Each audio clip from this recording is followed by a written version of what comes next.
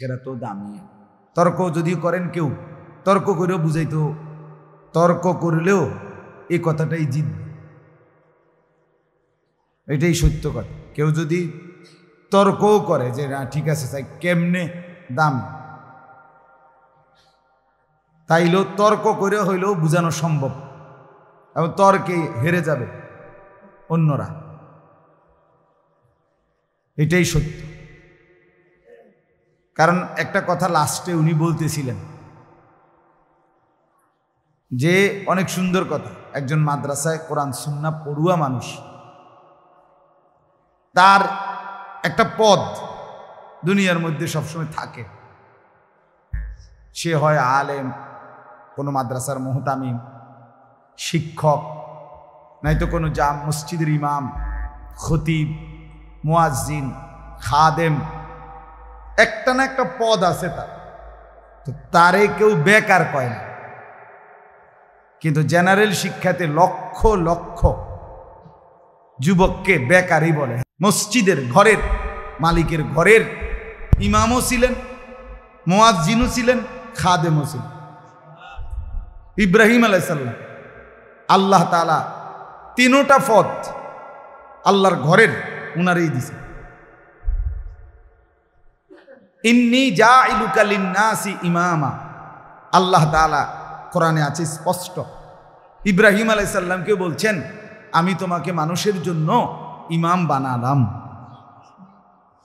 ইমাম কমিটি বানায় না, আল্লাহ বানায়।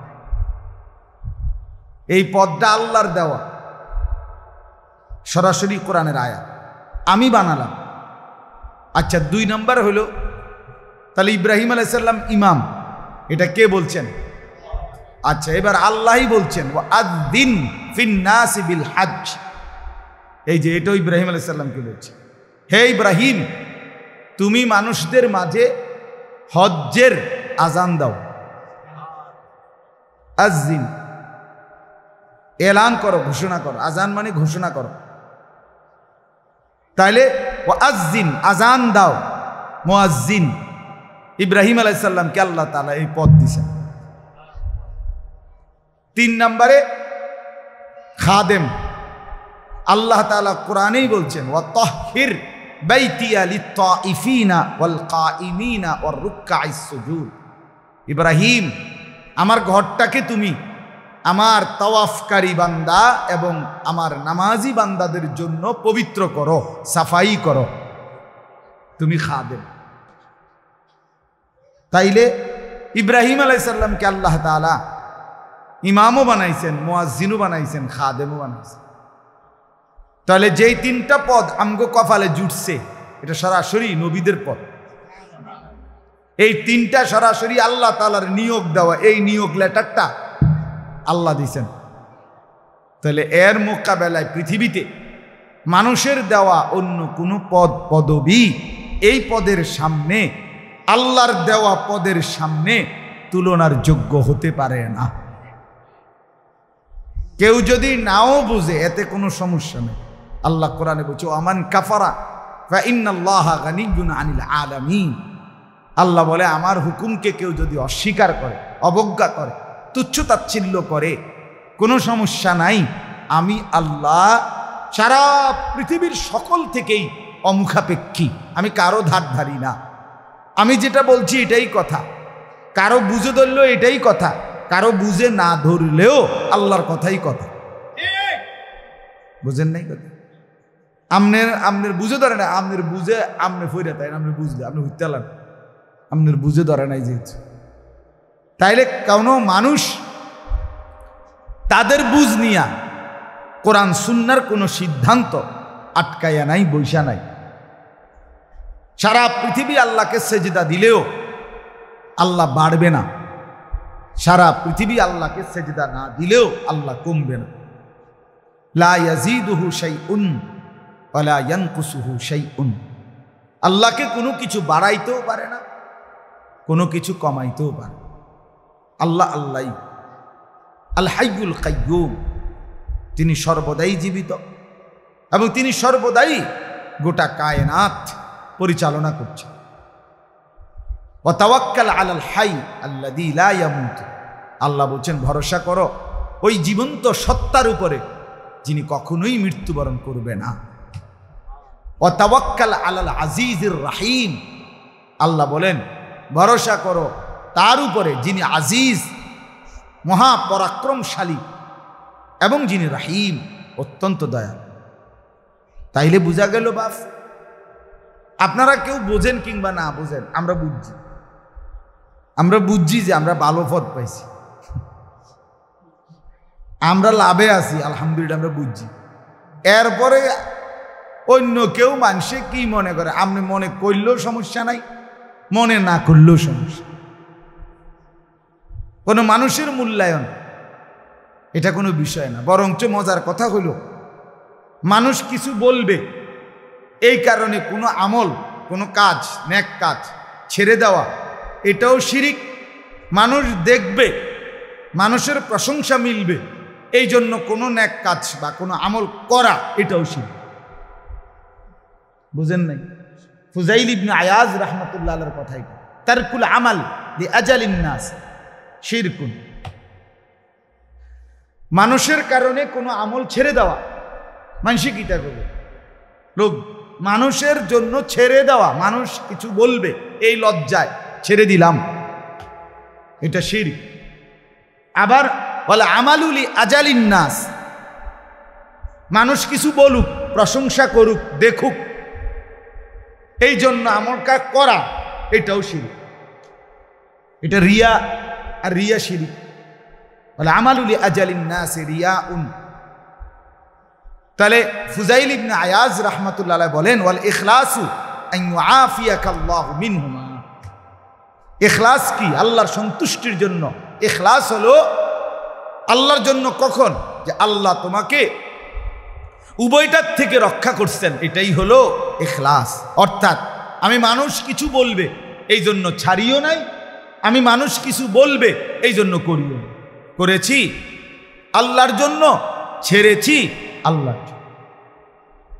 মিথ্যা আমি বলি নাই এজন্য যে আল্লাহ নিষেধ করছে, সত্য আমি বলেছি এজন্য যে আল্লাহ বলেছে।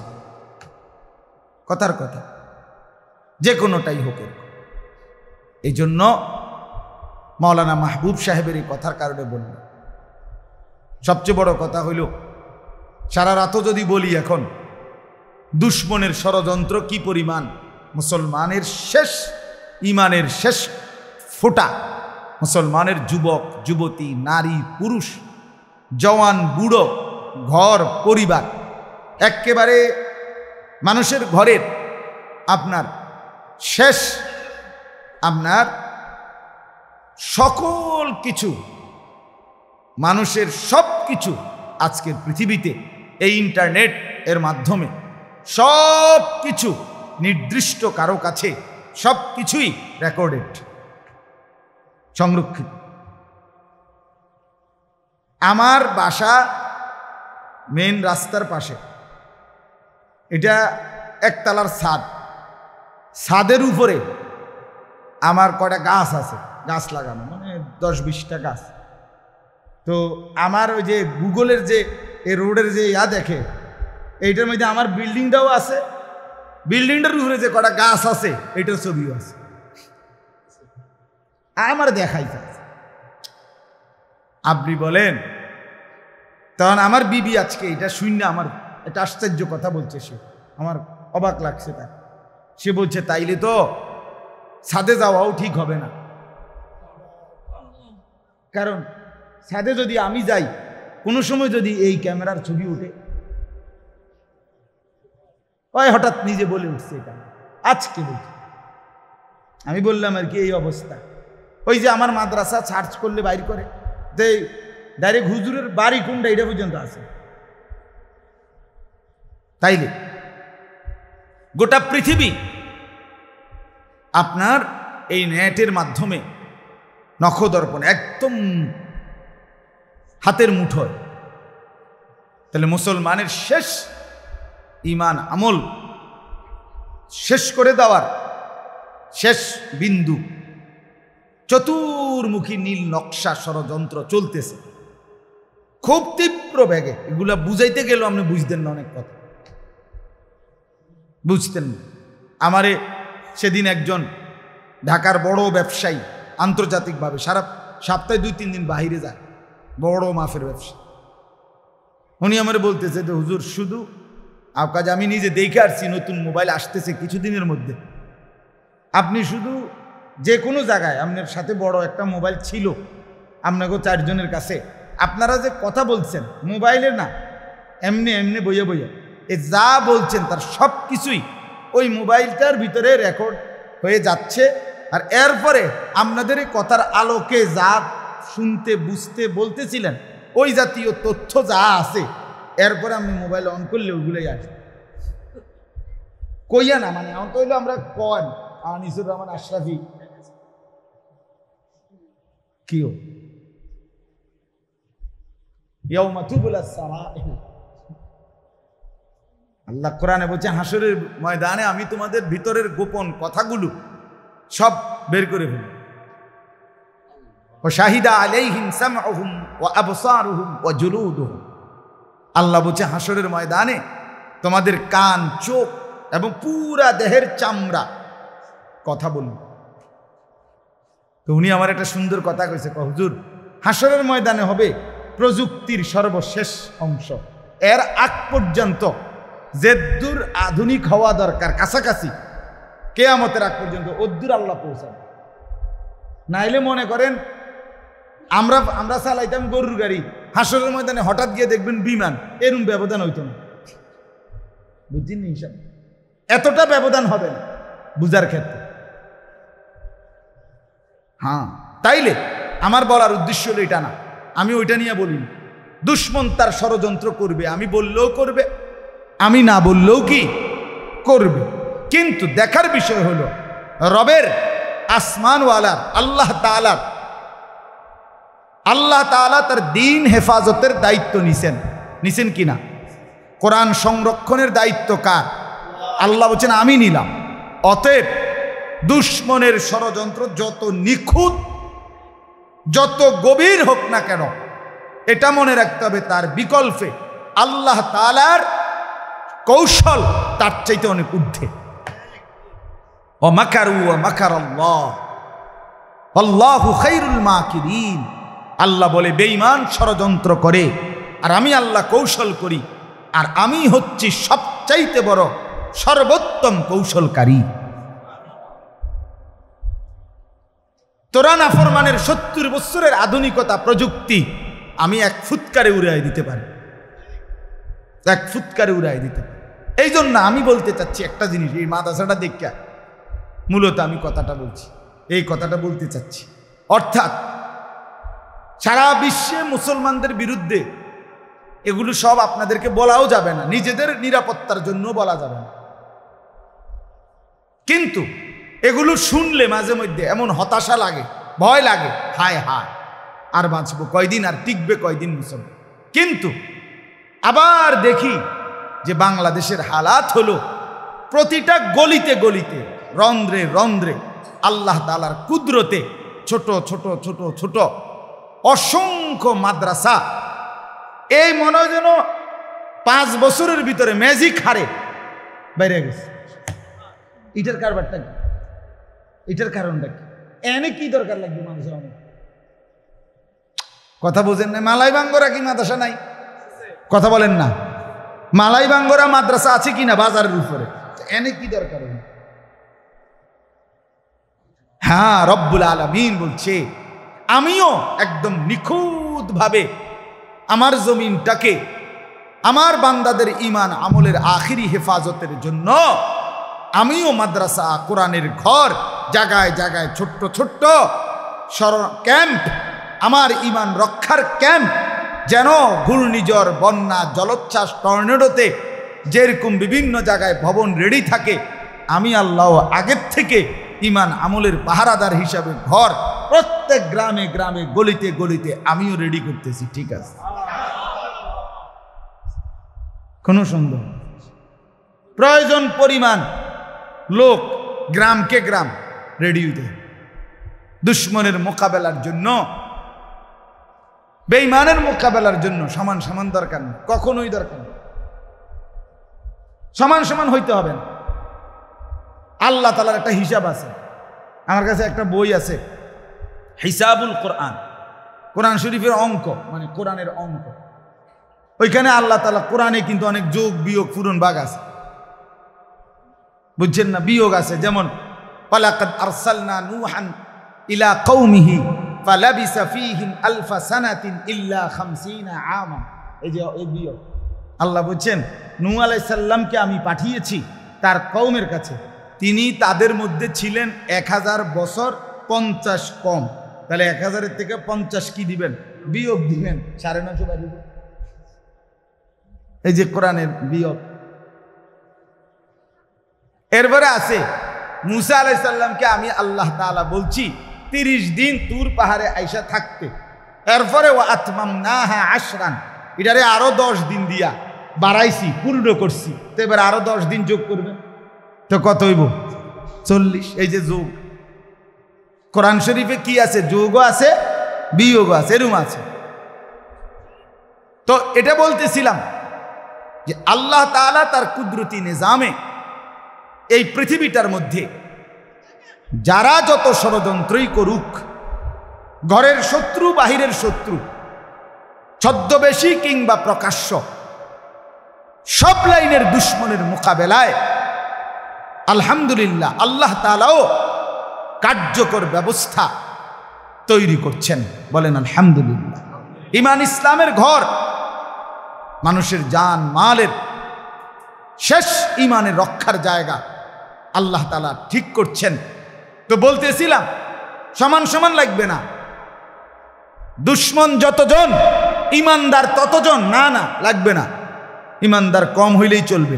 আল্লাহ কোরআনে বলছে ইন ইয়াকুম মিনকুম 20 সাবিরুনা ইয়াগলিবু মিআতাই, সরাসরি কোরআনে আয়াত। আল্লাহ বলে মুমিন ঈমানদার আমার উপরে সবরকারী যদি হয় 20 জন, 20 মানে 20, আল্লাহ বলে নিশ্চয়ই তারা যুদ্ধে মোকাবেলায় বিজয় লাভ করবে 200 কাফেরের বিপরীতে। তাহলে 20 আর 200 হিসাব বুঝুন। তাইলে ঈমানদার, সেজদাওয়ালা, আল্লাহর গোলামি করেনেওয়ালা, হিম্মতওয়ালা, সাহসী মুমিন অল্পই হবে, কিন্তু এদের দ্বারাই সর্বযুগে ঈমান ইসলামের বিজয় হবে। অতএব যুবক, এই যে কয়জন বসছ, দেখার বিষয় হলো তুমি কামে লাগবে কিনা। অচিরেই ঈমান ইসলামের জন্য কোরবানি লাগবে, গরু কোরবানি না, জীবন কোরবানি লাগবেই, এটা স্বাভাবিক। সকলের ফিকির এখন একটা সাধারণ গ্রামের সিফার ভিতরে জাতের বাড়ি, সাধারণ থেকে একটা সাধারণ ছেলেও এখন যা ফিকির করে সারা বিশ্ব নিয়ে, মানুষের চিন্তা আর এখন বাংলাদেশে সীমাবদ্ধ নয়। নাইলে যে ছেলেটা নিজের একটা চুল কাইটটা ফেসবুকে দেয়, সে কি জন্য দেয়? যে সারা বিশ্ব দেখুক। তাহলে তার এই সামান্য আঙ্গাল কাঙ্গাল দেড় বুইরা বেড়া, তুই বেড়া ঠিক করিয়া আরতি রাস্তা কথা কইতে রাস্তা, তোরও চিন্তা যে ফেসবুকে আসুক সারা পৃথিবীতে। তাহলে প্রত্যেকের চিন্তা এখন কি নিয়া? বিশ্ব। বুঝছেন নি হিসাবটা? সবাই চিন্তা করে। তার মানে আগামীর সময়টা ঈমান ইসলামের যুদ্ধ, কুফরের যুদ্ধ, এটা হবে শুধু বাংলাদেশের এই 2-3টা ছোটখাটো দল, এদের ধাক্কা ধাক্কি না, সারা পৃথিবীব্যাপী।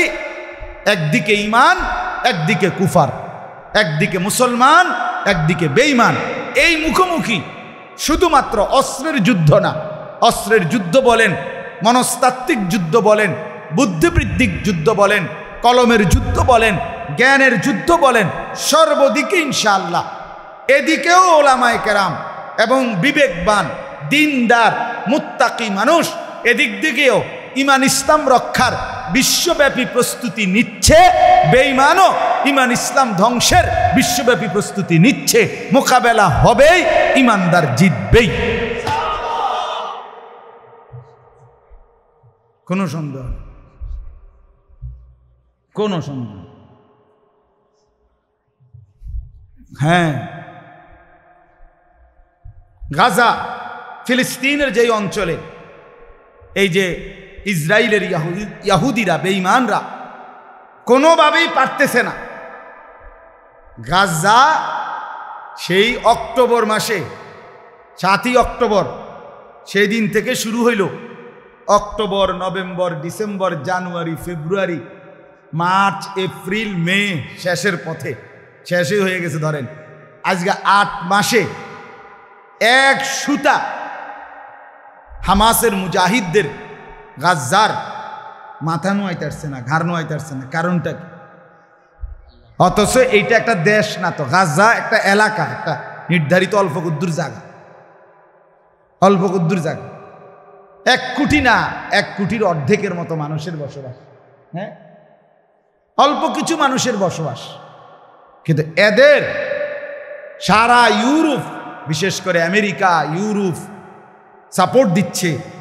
ইসরায়েল তার সর্বশক্তি দিয়া, তাদের সমস্ত অত্যাধুনিক অস্ত্র দিয়ে যুদ্ধ করতেছে আজ 8 মাসে, কিন্তু মুসলমানদের মুজাহিদদের ঘাড় নামাইতে পারতেছে না, পরাজিত করতে পারতেছে না। কারণটা কি? কারণটা হইল, মূল বিষয় হইল ওইখানের প্রতিটা বাচ্চা, ওই অঞ্চলের মুসলমানের প্রতিটা সন্তান মায়ের পেট থেকে যখন বের হয়, কসম খোদার, মা তখন একবার হলেও তার কানের কাছে ওই বাচ্চাকে বলে, সন্তান আমি তোকে প্রসব করেছি ফিলিস্তিন মসজিদে আকসা বিজয়ের জন্য। বলিত তুকা, আমি তোকে জন্মই দিয়েছি বাপ জীবন দেওয়ার জন্য, তোরে গর্বে ধরছি বাপ ফিলিস্তিনের আজাদির জন্য। হ্যাঁ,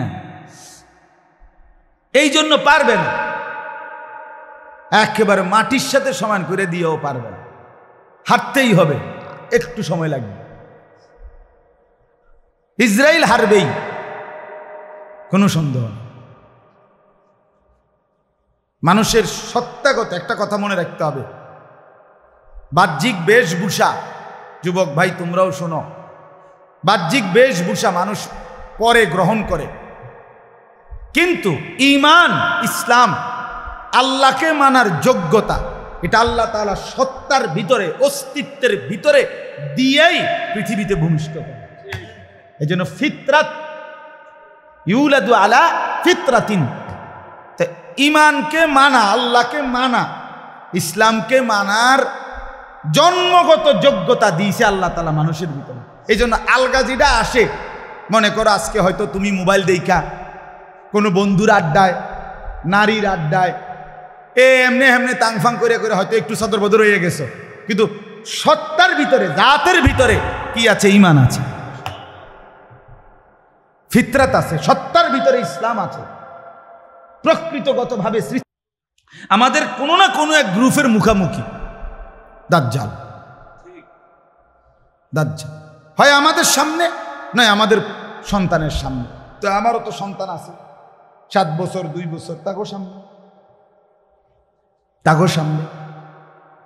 এই জন্য আপনাদেরকেও বলি, এই আপনারা যারা আলেম ওলামা আছেন, যদি ইসলামের জন্য কিছু করতে হয় তো আগের চাইতো আরো বেশি মজবুতির সাথে, হিম্মতের সাথে, মেহনতের মাধ্যমে রাত দিন একাকার করে বরাবর কইরা মেহনত করতে হবে।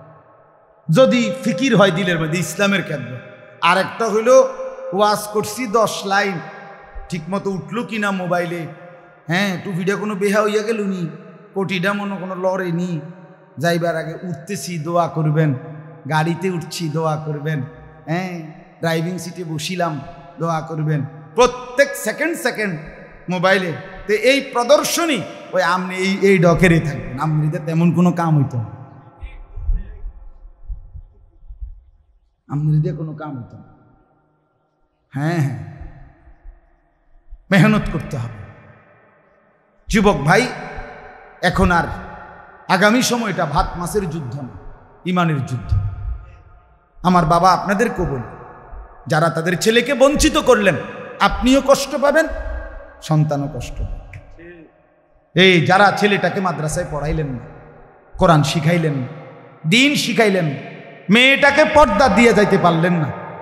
বাড়িটার মধ্যে পর্দার পরিবেশ দিয়ে যাইতে পারলেন, বাড়িটার মধ্যে মাঝখান বরাবর একটা রঙিন টেলিভিশন থুইয়া আপনি কবরে গেছেন।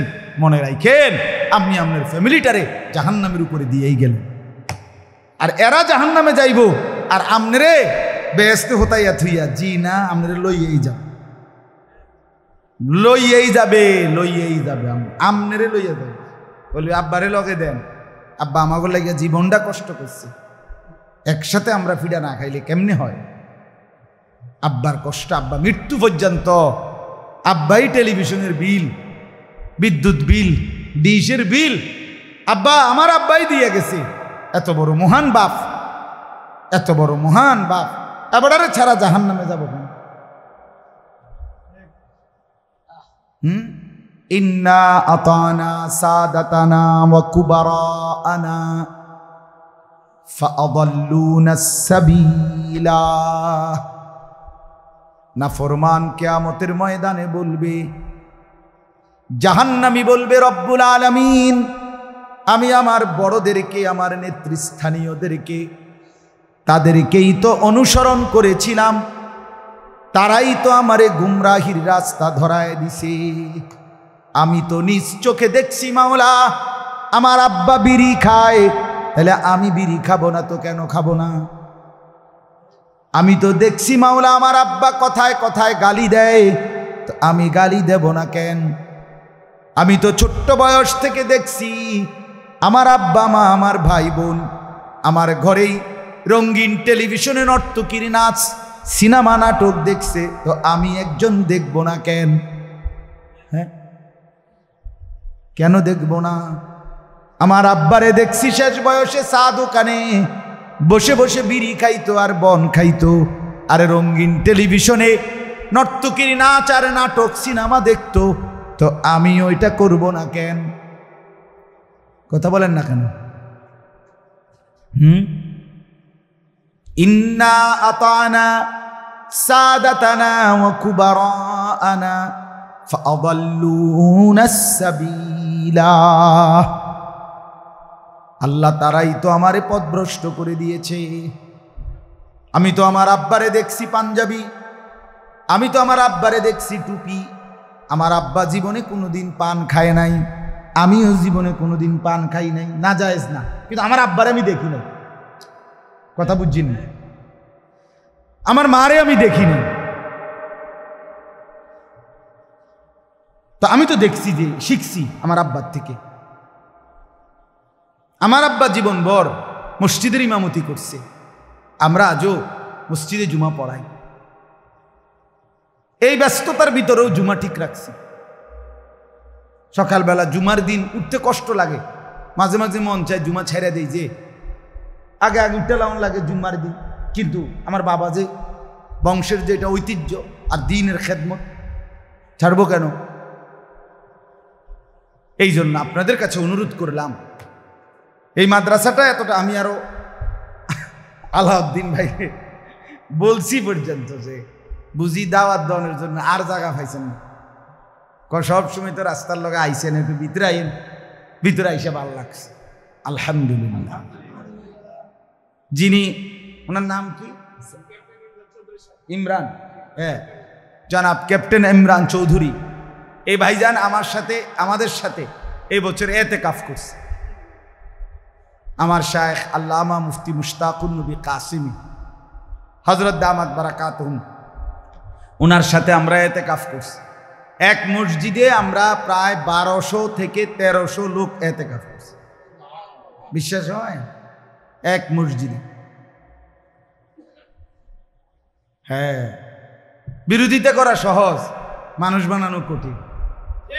সাদোয়ানে হডর হডর করম যায়, সাদোয়ানে বইয়া বইয়া ফটর ফটর করম যায়। কেডা সুন্নি, কেডা ওয়াহাবি, কেডা নবীর আশেক। আমনে কাকা কয়বার এই পর্যন্ত এতেকাফ করছেন? নবী সাল্লাল্লাহু আলাইহি ওয়াসাল্লাম মৃত্যু পর্যন্ত কোনোদিন মসজিদের এতেকাফ ছাড়েন নাই, আমনে কোনোদিন করেন নাই। আমনে আশেক? হ্যাঁ, এটা বুঝি 10 জনের বিচারে কইব। হ্যাঁ, চলেন আমরা একটা মেল বই এনে, খালি জায়গা আছে, আই আজকে প্রমাণ হোক, এখন প্রমাণ হোক। আসেন সবাই, বা আমরা উঠানে বই এখানে, মানে আমরা যেটি একেবারে গভীর সূক্ষ্মটি বাদ দিই, যেটি আমরা কঠিন সুন্নত জানি বাদ দেন, মোটা দাগের সুন্নত যেটি এটি একটু মিলাই, এখন প্রমাণ হবে। রাসূলুল্লাহ সাল্লাল্লাহু আলাইহি ওয়াসাল্লামের মেসওয়াক নবী সাল্লাল্লাহু আলাইহি ওয়াসাল্লামের সুন্নত কিনা কন্ত, এ ব্যাপারে কারো সন্দেহ আছেনি? জওয়ান বুড়ো কন্ত। আচ্ছা, তো এখন এটা প্রমাণ হোক যে এই মেসওয়াকের 10 বছরের হিসাব দেন। কথা বুঝছো না ভাই? এটা দিয়ে প্রমাণ হোক। দস্তরখান রাসূলুল্লাহ সাল্লাল্লাহু আলাইহি ওয়াসাল্লামের সুন্নাত কিনা, না ডাইনিং টেবিল? তো এটা 10 বছরের প্রমাণ হোক, বলেন। গত 10 বছরের 5 ওয়াক্ত নামাজ নবী সাল্লাল্লাহু আলাইহি ওয়াসাল্লাম নিয়মিত 5 ওয়াক্ত নামাজ পড়তেন কিনা বলেন? বলেন না কেন মিয়া? তো এটা প্রমাণ হোক। নবী সাল্লাল্লাহু আলাইহি ওয়াসাল্লাম সুগন্ধ পছন্দ করতেন কিনা বলেন? নবী সাল্লাল্লাহু আলাইহি সাল্লাম পেঁয়াজের গন্ধ, রসুনের গন্ধ পর্যন্ত পছন্দ করতেন না। কাঁচা পেঁয়াজ, কাঁচা রসুন মুখে দিলে নবী সাল্লাল্লাহু আলাইহি সাল্লাম বলতেন, আমাদের সামনে আইসো না, মসজিদে ঢুইকো না, মুসলমানের মজমাতে বইসো না, কারণ এই দুর্গন্ধে আমাদেরও কষ্ট হয়, ফেরেশতাদেরও কষ্ট হয়। ঘামের দুর্গন্ধে সাহাবায়ে কেরাম জুম্মার দিন সবাই একসাথে মসজিদে ঢুকতেন। ছোট্ট মসজিদে নববীতে সবাই একসাথে ঢুকার কারণে, ছোট্ট মসজিদ, আরবে প্রচণ্ড গরম, এই জন্য ঘামের ভীষণ কি আসতো, গন্ধ আসতো। আল্লাহ নবী সাল্লাল্লাহু আলাইহি সাল্লামের স্পষ্ট হাদিস, নবীজি তখন বলে দিয়েছেন, শুক্রবার জুমার দিন প্রত্যেক প্রাপ্তবয়স্কের জন্য গোসল করা ওয়াজিব, বাধ্যতামূলক, যেন কারো কষ্ট না হয়।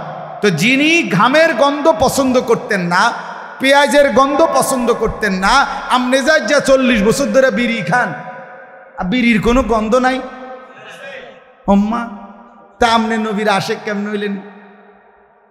আমি কিতা কয়টা বিচারে কি গোনালে চেয়ারম্যান ডাকি, কখন মেয়ে লোক চেয়ারম্যানও তো আমারও চেনে নাকি, তার কিতা। আমরা রবি ভাই বক্ত না হোক, কিন্তু এমনি তো মহব্বত করেই আমারে, তো ওক না হেবড়া আয়ো বিচার হোক মেলো। আজকেই প্রমাণিত হবে এখানে বইয়া যে কে আশেক, দাবিদার কে সত্যবাদী, কে মিথ্যাবাদী। মিয়া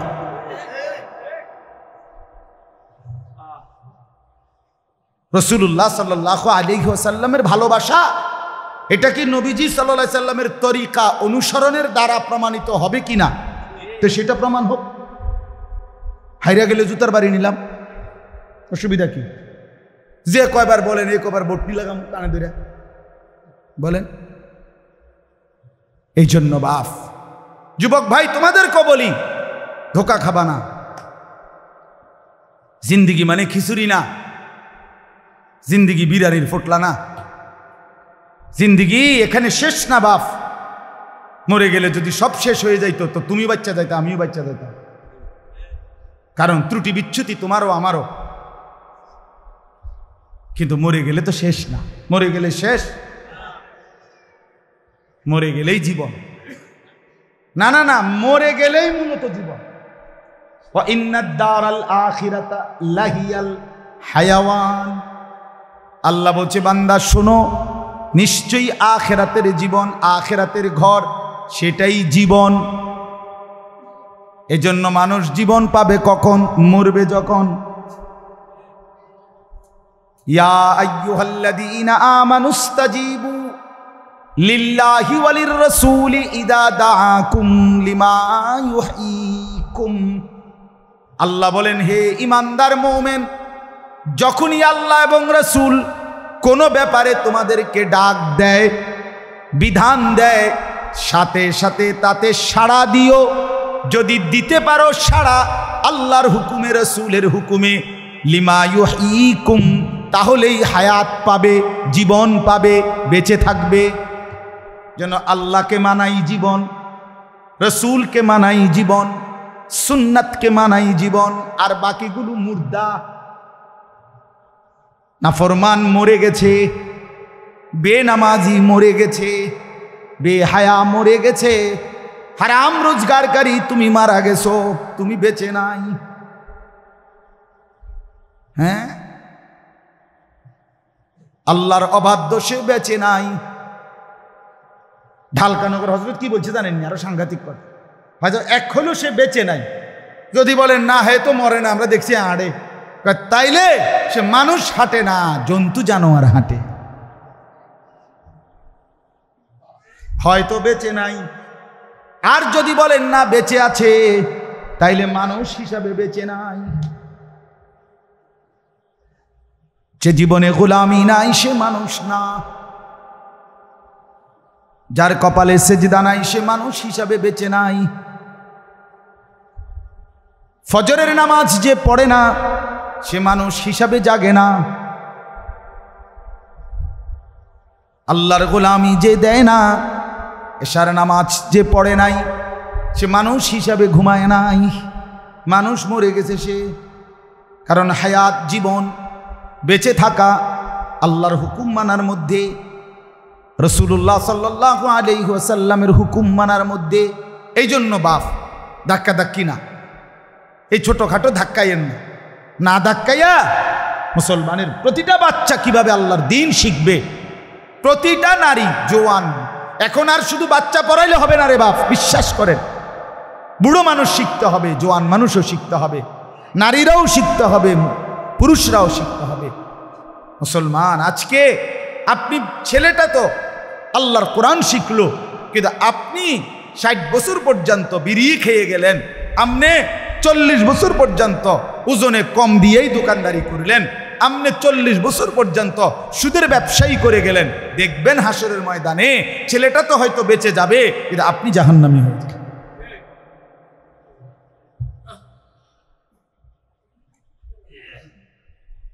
এই আপনাদেরকে বললাম, এজন্য মাদ্রাসাকে কদর করেন। মাদ্রাসা উম্মতের পাওয়ার হাউস, বিদ্যুতের পাওয়ার স্টেশন। পাওয়ার স্টেশন থেকে সর্বত্র বিদ্যুৎ সরবরাহ হয়। যেখানে মাদ্রাসা হয় ওই জায়গা থেকে উম্মতের ঘরে ঘরে ঈমান ইসলামের বিদ্যুৎ সরবরাহ হয়। যেন মাদ্রাসার বিরোধিতা করা ঠিক না, মাদ্রাসার পক্ষে থাকেন, ছেলেকে দ্বীন শিখান। কারো নামের দরকার নেই, অমুকে করছে তার নাম হইব না, না আমনেরও নাম হইব, আমনে গোপনে দেন, দেখবেন হাসরের ময়দানে আমনের নামও আমল নামাতে লেখা আছে। আমনের নেকি না দরকার, আম নাম দিয়ে কিনবেন। আল্লাহ আমাদেরকে বুঝার তৌফিক দান করেন। চলেন বাপ, আমি এতক্ষণ এতগুলো কথা সব মাহবুব সাহেবের কথার বরকত, যা আল্লাহ কবুল করে। ওই এক কথা আমার সুন্দর লাগছে, আমি এটা আসলে তবিয়ত আমার, মুফতি শফি রহমতুল্লাহ আলাই বলছেন, যিনি কথা বলেন তার কথায় খেয়াল করবা, 2 মিনিটের জন্য হইল হতে পারে সেখান থেকে কোনো মণিমুক্তা পেয়ে যাবে। ও এই কথাটা সুন্দর বলছি নিজে। তালিব ইলম আমরা মাদ্রাসায় পড়ার বরকতে আমগো একটা না একটা ফদ আছে, আমরা একটা না একটা কি আছে, আমরা কেউ বেকার করতে পারতো না। কিলে বেকার করবেন? আমি মুয়াজ্জিনি করি, আপনি বেকার করবেন কেন? আমি ইমামতি করি, আপনি বেকার বলবেন কেন? আমি মসজিদের খাদেম, আপনি আমার বেকার বলবেন কেন? কথা বলেন না কেন? কিন্তু জেনারেল লাইনে বেকার বলে কি না বলেন? বেকার আছে কি না বলেন? আপনি কিন্তু হিসাব লন না, বাংলাদেশে শুধু এখন নেটে সার্চ দেন, বাংলাদেশে কত কোটি বেকার, খবর নেন না? হ্যাঁ, এই জন্য দ্বীন মানুষকে ঠকায় না, আল্লাহর কোরআন মানুষকে ঠকায় না, দুনিয়াতেও না আখিরাতেও। আখিরাতেও আল্লাহ আমাদেরকে বুঝার তৌফিক দান করেন। প্রত্যেকেই এই মাদ্রাসাটাকে আপন করে নেন, বলেন ইনশাআল্লাহ, বলেন ইনশাআল্লাহ। আপনাদের ছেলেকে পড়াইয়েন, কমপক্ষে সন্তানটাকে দাজ্জালের হাতে তুলে দিয়েন, সন্তানটাকে জাহান্নামের রাস্তায় ধরায় দিয়েন না। আপনি তো কষ্টই করছেন, বাড়ি করে দিছেন, জমি কিনে দিছেন, জীবনটা শেষ করে ঘাম ঝরাইয়া, আহা, কিন্তু ছেলেটা নামাজ পড়ে না, রোজা করে না, সারা রাত মোবাইলে ছবি দেখে, নাচ গান, ঘরের মধ্যে সারা রাত রঙিন টেলিভিশনে নর্তকের নাচ চলে। আহারে চাচা, আহারে বাপ, হাই বিদেশি বন্ধু, তুমি কিসের জন্য জীবনটা শেষ করলে? 28 বছর। আমি এবারও রমজানের উমরায় দেখছি, আহারে 32 বছর ধরে জিদ্দা আমার এরম ভাই দেখছি যে হুজুর আজ 28 বছর ধরে বিদেশ। তাহলে যে 17-18 বছর বয়সে গেছে ধরেন, একেবারে এর আগে তো গেছে না, তো 6 বছর বয়সে গেছে না বিদেশ। 17-18 বছর বয়স যাওয়ার পরে যদি এরপরে আজ 30টা বছর, তাহলে 30 আর 18 কত হইল? তাহলে আর তার হায়াতের কি রইল? আর বুঝেন না কথা, হিসাবটা বুঝছেননি? তার জীবনের আর রইল কি? সুখ আর কি? হে আর কোন বছর সুখ করবে? 68 বছর বয়স তো নাকি তার? না না, হে সুখ করবো কোন, জিরাইব কোন বছর? বেচারা অবসর নিবে কখন? আমার ওই প্রবাসী ভাই, আমি তো প্রবাসীদের কষ্ট নিজ চোখে দেখছি মিয়া। এই উমরার সময় তো প্রবাসীদের রুমে গিয়া বয়ান করছি, ওরা মরে জড়াইদের অনেক কান্দছে, দোয়া চাইছে। বলছি হুজুর 8 বছর বিদেশ করি, কোনোদিন একজন ভালো ডাক্তার শরীরে কোনো রোগের জন্য কোনোদিন দেখাই নাই। এইবারও বলছে এক ছেলে, হুজুর আমি কোনোদিন দেখাই নাই, কারণ দেখাইলেই 10-12 হাজার 15 হাজার টাকা যদি খরচ হয়ে যায় তো আমি বাইরে টাকা পাঠাবো কেন?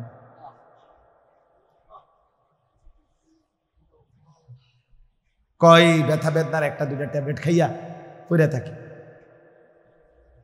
কিরিমিয়া। আর অসভ্য ছেলে 2 আঙ্গুলে মোবাইল টিপে তার বাবার কষ্টের এই ঘাম ঝরানো টাকা দিয়ে সন্তান সারা রাত উলঙ্গ ছবি দেখে, সারা রাত জিনা ব্যভিচারের দৃশ্য দেখে। বাবার সেই কষ্টের টাকা দিয়ে ছেলেটা বন্ধুদের সাথে ঘন্টার পর ঘন্টা আড্ডা দিয়ে সব শেষ। মহিলাটা বাজারে গিয়া সবগুলো টাকা স্বামীর শেষ করে দিয়ে আসছে, কিচ্ছু বোঝে না। 12 টাকার মাল 48 টাকা দিয়ে কিনছে, 20 টাকার মাল 100 টাকা দিয়ে কিনছে। 2 হাতে মোবাইল, বড় মোবাইল, কথাবার্তার ঢং, স্বামী বিদেশ। আর কি ভাবসাবি তো অন্যরকম, ভাবসাবি তো অন্যরকম। টাকা আছে, ভ্যানিটি ব্যাগ ভরা টাকা, এটিএম কার্ড আছে, ব্যাংকের অ্যাকাউন্ট আছে, খালাস। ওই বেচারা কোনো বেলায় একটা বার্গার, কোনো সময় একটা মুরগি আমারে দেখা বলছে, হুজুর আমি এই কোনো সময় ক্লান্তিতে আর এই ভাত তরকারি এত কিছু খামু, এটা রান্ধন লাগে তো, এরা নিজের আনতে হয়, কয়েকগুলো আর সহ্য হয় না। তো কোনো সময় একটা মুরগির টুকরা, একটা বনরুটি কিনা খাইয়ালাই, খাইয়া ঘুমাইলাই, ক্লান্তিতে তো ঘুমাইছে পড়ে। কথা বুঝছেন? 12 ঘন্টা ডিউটি করার পরে খানার আর এনার্জি থাকেনি। 14 ঘন্টা ডিউটি করার পরে ফাঁকিবাজিও তো করা যায় না, দেখি সদবদর দেশ।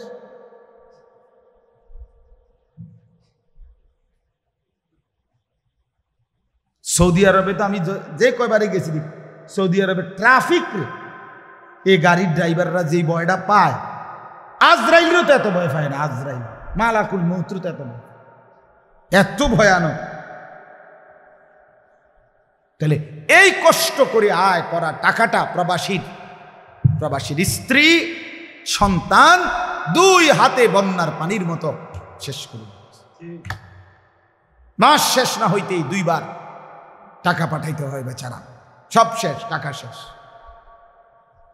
আল্লাহ আমাদেরকে মাফ করে দেন। সন্তানকে এই জন্য আমি বললাম দিন শেখান, দিন শেখান। প্রবাসীদের কথা বলার একটা উদ্দেশ্য আছে, ওই যে এই মোবাইলগুলোর কারণে ওরা যে রেকর্ড করে, এই প্রবাসীরা খুব শুনে, এই জন্য বলছি ওরা যেন বুঝে ওদের জীবনের মূল পাওয়া হবে তখন স্ত্রী সন্তান নামাজ পড়বে যখন। স্ত্রীর যদি চরিত্র না থাকে, ছেলের যদি চরিত্র না থাকে, হায় বাপ তোমার 28 বছর বৃথা। না দুনিয়ার সুখ পাইলা, না কবরের সুখ পাইলা। একাকিত্ব কোনো মানুষকে আনন্দ দেয় না। স্ত্রী নাই, ছেলে নাই, মেয়ে নাই, মা নাই, বাবা নাই, কারো আদর নাই। এমনিতেই যে মানুষটা বছরের পর বছর পড়ে থাকে, তার কলজাটার মধ্যে কি পরিমাণ কষ্ট জমা কইরা কয়টা টাকার আশায় তো সে পড়ে আছে। তো আল্লাহ আমাদেরকে বুঝ দান করেন। এই জন্য আমরা সবাই মিলে চলেন ফিকির করি, আমরা সন্তানদেরকে, বিবি বাচ্চাদেরকে, নিজেও আল্লাহর দিন মানব, নাই তো আগামী জেনারেশন ইমান পাবে না। এখন তো মনে করেন নামাজ পড়ে না, কিন্তু অচিরেই পরিচয় দিবে আমি মুসলমান। নিজের ইমানের পরিচয় দিতে চাইবে না, পরিচয় দিতে চাইবে না, বলবে। যেখানে পুরুষ যদি বলতে পারে আমি পুরুষ না, আমি মূলত মেয়ে, মেয়ে যদি বলতে পারে আমি মেয়ে না, আমি মূলত পুরুষ, তাহলে হাফ প্যান্ট যদি বলে আমি ফুল প্যান্ট, ফুল প্যান্ট যদি বলে আমি হাফ প্যান্ট, তো কিছুদিন পরে বলবো কিচ্ছু নাই, ফ্যানও না, হাফ প্যান্টও না, ফুল প্যান্টও না, আমি উলঙ্গ। বাহ বাবা,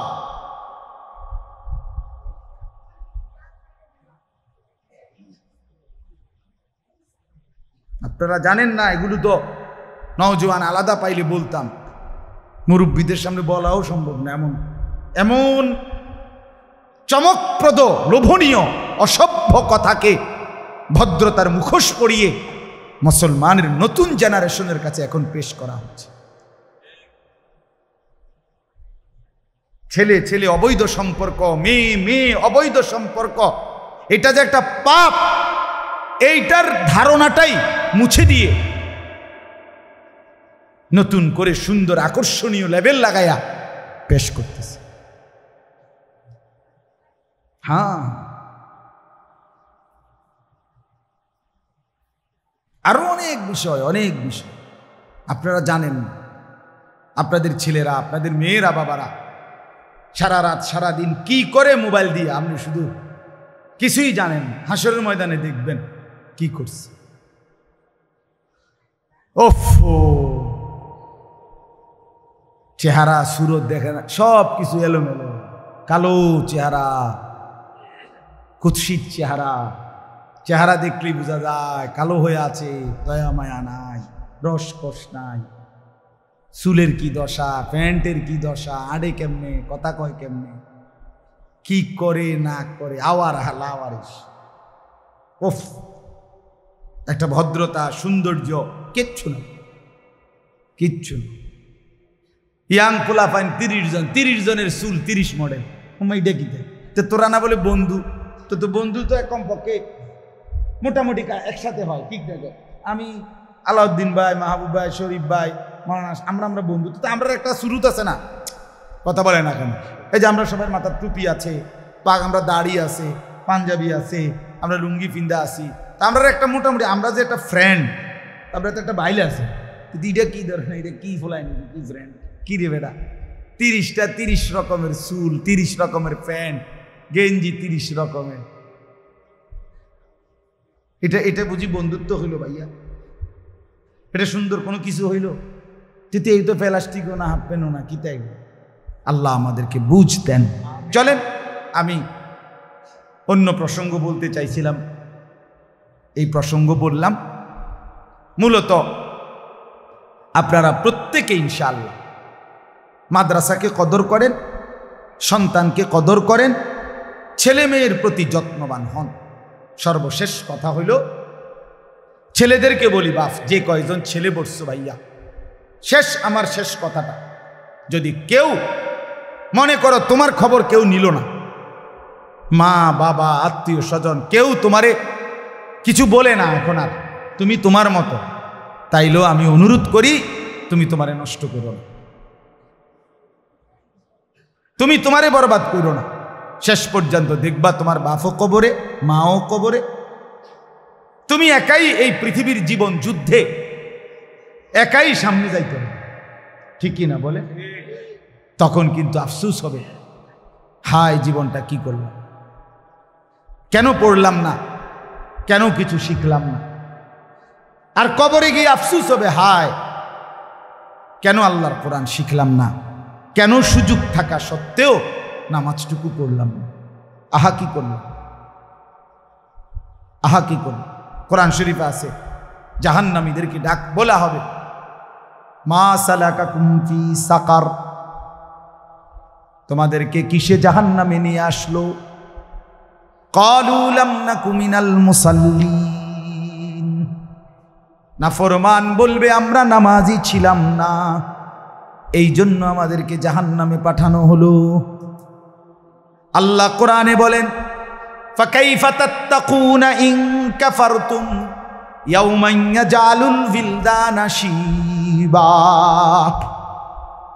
আল্লাহ বলে বান্দা তুমি যে নাফরমানি করছো আমার, বলো না বান্দা সেই কিয়ামতের দিন কেমনে তুমি নিজেকে বাঁচাইবা, যেই দিনের ভয়ঙ্কর দৃশ্যে কোলের বাচ্চাও বৃদ্ধ হয়ে যাবে। ইয়াউমান ইয়াজালুল বিলদানা শিবা, এতটা ভয়ানক দৃশ্য হবে কিয়ামতের ময়দান, যেদিন একটা ছোট্ট কুলের বাচ্চাও ভয়ে আর আতঙ্কে বুড়া হয়ে যাবে। মানুষে বলে না যে টেনশনে তার চুল দাড়ি পাইকা গেছে, বলে কিনা বলেন? অল্প বয়সে চুল দাড়ি সাদা হয়ে গেছে, কেন? টেনশনে, ঠিক কিনা বলেন? তো আল্লাহ বলে বান্দা দুনিয়ার সামান্য ভাত মাছ আর রুটি রুজির সামান্য একটু ছোট্ট কোনো টেনশনে, একটা মামলা, একটা পুলিশ, একটা সামান্য কোনো পেরেশানি পড়লে যদি চুল সাদা হয়ে যায় ক্ষণিকের মধ্যে, তো 50,000 বছরের একদিনের কিয়ামতের মাঠে কি পরিমাণ টেনশন হবে। কি চাচা, কি বাপ, বলো না বন্ধু। কেমনে বাঁচবেন? ইয়াওয়াদ্দুল মুজরিমু মিন আযাবি ইয়াউমিইদিন বিবানিহ। আল্লাহ বলেন সেদিন হাসরের ময়দানে প্রত্যেক নাফরমান পাপী আল্লাহর আযাব থেকে বাঁচার জন্যে আল্লাহকে বলবে, 1 নম্বরে আল্লাহ আমার যত সন্তান আছে সব জাহান্নামে দিয়ে দেন, আমারে বাঁচিয়ে দেন। অসাহিবাতিহি, 2 নম্বরে বলবে আল্লাহ আমার স্ত্রীকেও জাহান্নাম দেন, বিনিময়ে আমারে একা বাঁচায় দেন। এরপরে না, প্রথম হলো ভাই নাকি ইয়াওয়াদ্দুল মুজরিমু মিন আযাবি ইয়াউমিইদিন বিবানি ওয়া লাউ ইফতাদি বিবানি ওয়া সাহিবাতিহি ওয়া আখিহি ওয়া ফাসিলাতিহি আল্লাতী তু'বি ওয়া মান ফিল আরদি জামিআ। আল্লাহ আমার স্ত্রীকে দেন জাহান্নামে, ছেলে মেয়েগুলোরে দেন, ভাই বোনদেরকে দেন, গোটা দুনিয়ার মানুষদেরকে দেন, আমার যা সঞ্চিত যা আছে সব জাহান্নামে দিয়ে দেন, বিনিময়ে আমারে বাঁচায়। অতঃপর বিনিময়ে আমারে বাঁচায়, সব নিয়ে নেন, যা আছে সব। আল্লাহ আমাদেরকে মাফ করে দেন।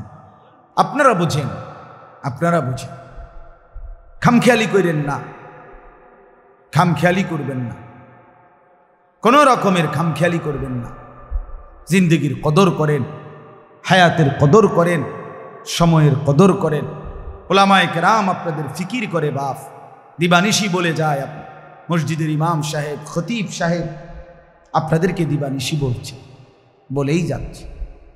অতএব দয়া করে নিজের জীবন নিজে নষ্ট করবেন না, খামখেয়ালি করবেন না। আল্লাহ তাআলা আমাদের প্রত্যেককে মাফ করে দেন। যুবক ছেলেরা তোমরাও ভাইয়া হায়াতের কদর করো, সময়ের কদর করো।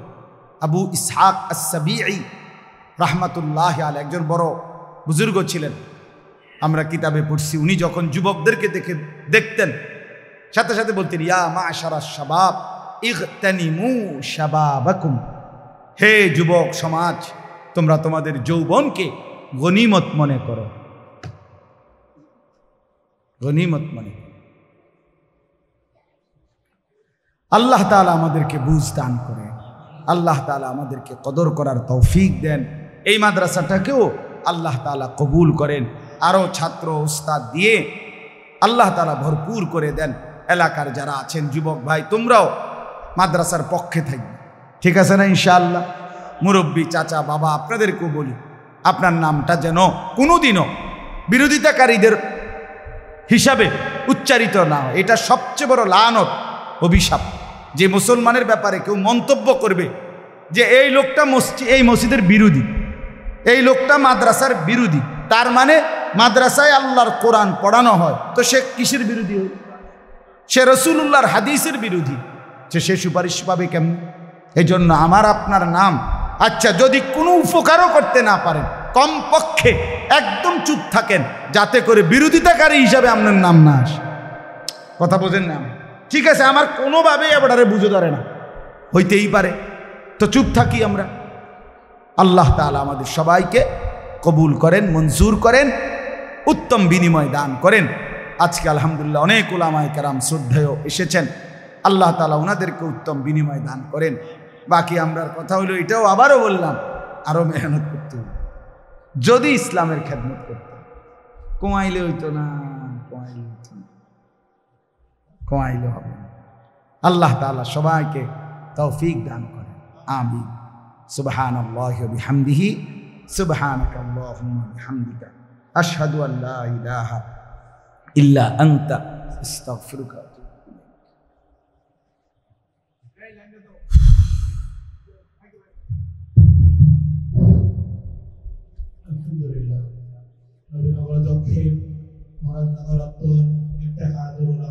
আমার শায়েখ দামাত বারাকাতুহুমের অনেক প্রিয় শাগির্দ, এবং আমরাও তাকে খুব পছন্দ করি।